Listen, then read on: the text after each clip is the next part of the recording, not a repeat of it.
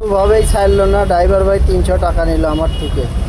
ধরেন আবদুল্লাপুর কামারপাড়া ফ্লাইওভারের নিচে এভাবেই হর হামেশা চাঁদাবাজি করছে দায়িত্ব থাকা সার্জেন্ট পুলিশ। গাড়ির সকল কাগজপাতি সঠিক থাকা সত্ত্বেও দিতে হচ্ছে চাঁদা। দিনে দুপুরে এভাবেই সবসময় চাঁদাবাজি করছে আবদুল্লাপুরে দায়িত্ব থাকা সার্জেন্ট পুলিশ। ভিডিওটা লুকিং গ্লাস থেকে নেয়া, লুকিয়ে। কোনোভাবেই ভুক্তভোগীদের ছাড়ল না ডিউটি থাকার অবস্থায় সার্জেন্ট পুলিশ। দেখতেই পাচ্ছেন পুলিশ টাকাগুলো নিচ্ছে না সরাসরি, ড্রাইভারের সাথে কথা বলে তাকে আবার ব্যাক পাঠানো হলো। তারা সরাসরি হাতে টাকা নেবে না যাতে কেউ দেখে ফেলবে, তারা টাকা নেবে কৌশলে। কি বলে, নেয় না 300 টাকা? মানতেছে না এইভাবে, ব্যাগটা কই? এমনি টাকা নেয় নাই, ব্যাগের ভিতরে কাগজ ঢুকায়া ব্যাগ দিতে হবে, তারপরে টাকা নেবে।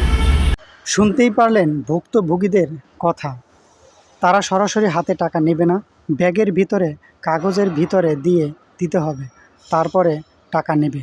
কৌশলে চাঁদাবাজি করছে এই পুলিশগুলো। তাই আমি বলবো ভিডিওটা সর্বোচ্চ শেয়ার করে সকলকে দেখার সুযোগ করে দিন, সকলকে সতর্ক করে দিন। আর নিকটতম দায়িত্বরত থানার অফিসার ও সরকারি কর্মকর্তাদের বলবো দ্রুত এর পদক্ষেপ নেন। প্রতিটা গাড়ি থেকেই তারা করছে চাঁদাবাজি। এই চাঁদাবাজি পুলিশদের কারণে বদনাম হচ্ছে ভালো পুলিশদের।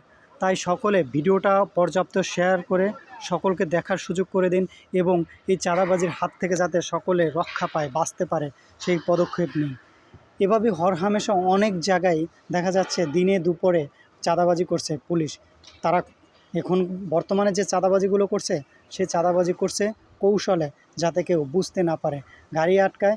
সকল কাগজপাতি সঠিক থাকা সত্ত্বেও তারা এই চাঁদাগুলো নিচ্ছে এবং গাড়িগুলো আটকায় রাখছে। ড্রাইভাররা কোনো পদক্ষেপ নিচ্ছে না, এই কারণেই তারা এক জায়গা থেকে আর এক জায়গায় যাইতে হয়, স্থানান্তর করতে হয়। তখন কি করবে, তারা টাকাগুলো আসলে দিয়ে দেয়, কারণ তাদের পথে চলতে হয়। যদি তারা এগুলো নিয়ে পুলিশের সাথে গ্যাঞ্জাম করে, দেখা যায় তাদেরকে মিথ্যা মামলা বা বিভিন্নভাবে হয়রানি করে এই সার্জেন্ট পুলিশগুলো।